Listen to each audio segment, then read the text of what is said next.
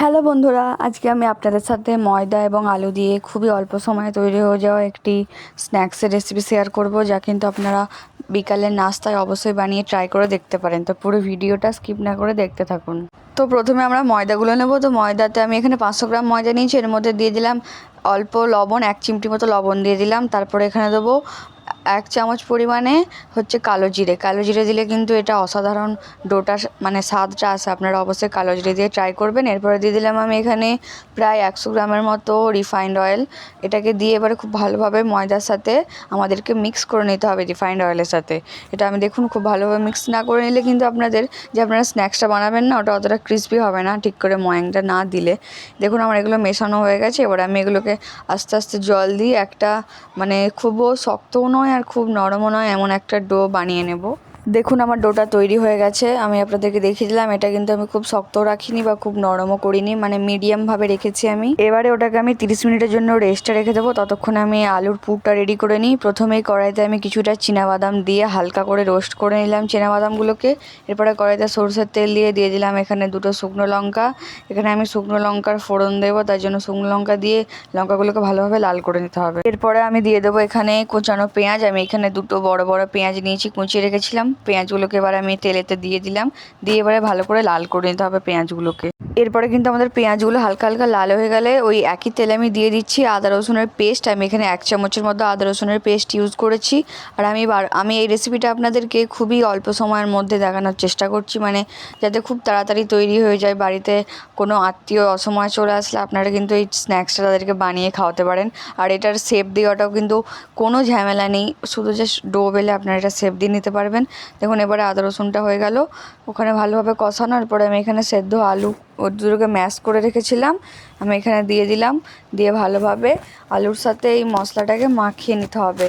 এরপরে আমি এর মধ্যে ওই চীনাবাদাম যেগুলোকে ভেজে রেখেছিলাম ওগুলোকে হালকা গুঁড়িয়ে দিয়ে দিলাম। এবার এগুলোকে আমি একসাথে খুব ভালোভাবে মিক্স করে নেব।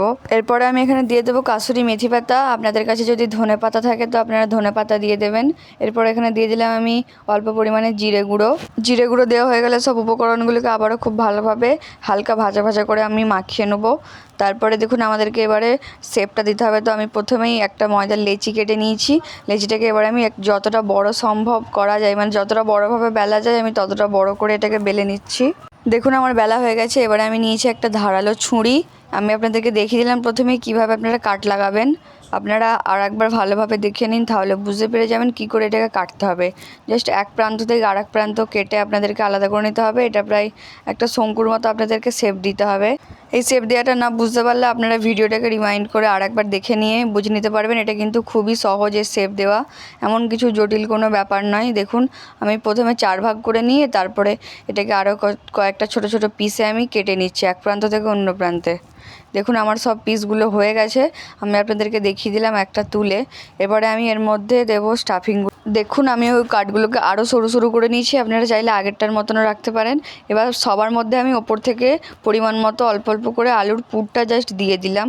দেখতেই পাচ্ছেন আপনারা আমি কিভাবে দিয়েছি সব কটা আলাদা আলাদা পিসের ওপরে।